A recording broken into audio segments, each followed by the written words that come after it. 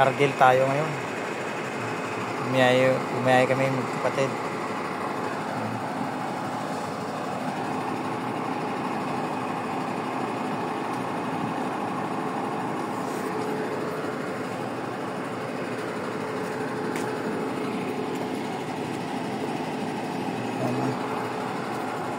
Shout out sa kapatid ko,